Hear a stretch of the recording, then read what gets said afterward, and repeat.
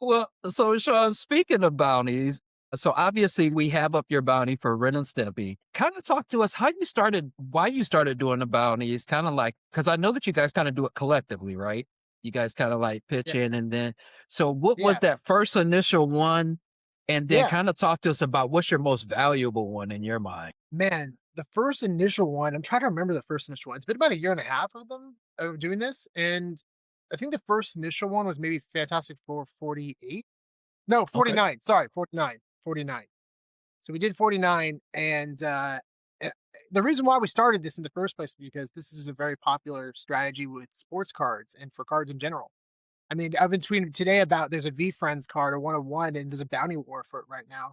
Somebody started at 15K, now it's 20K, and it's just like going up and up. And I thought that was really cool. It creates a lot of excitement with the community. People get to collect what they want, and it's just really fun. It's really fun. People are very big mint collectors on VB, as you all know, and so are we.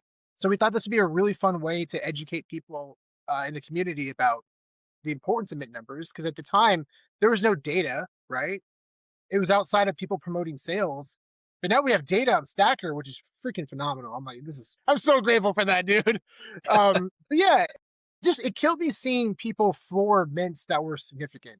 It happens all the time, and it still happens today.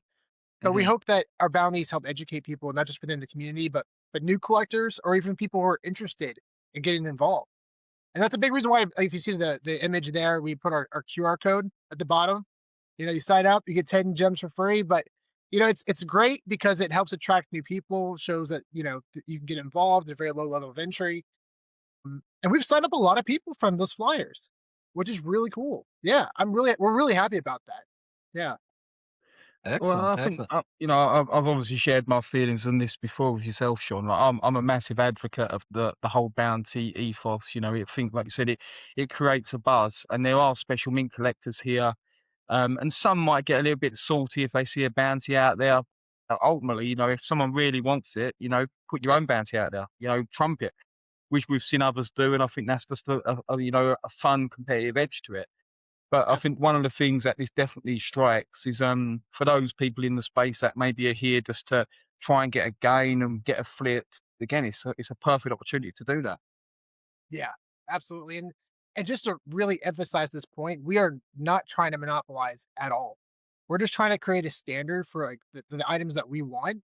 We know like that's the floor. And we've been Mhm. turned down a lot. We've been turned down. People have decided to either keep it or sell it for a higher price. And sometimes it depends. We'll counter the bounty, and sometimes we won't. It just really depends. I do have some regrets and not going a little harder on some like first appearance of Wolverine, Hulk 181. I definitely wish I went a little harder on that one. But yeah, I'm excited for people to counter our bounties. That's Mhm. awesome. That's what it's all about. It makes it fun. Makes it fun Yeah, for the community, makes it fun for the collecting space. So yeah, I fully encourage everyone to counter our bounties. yeah. It's awesome.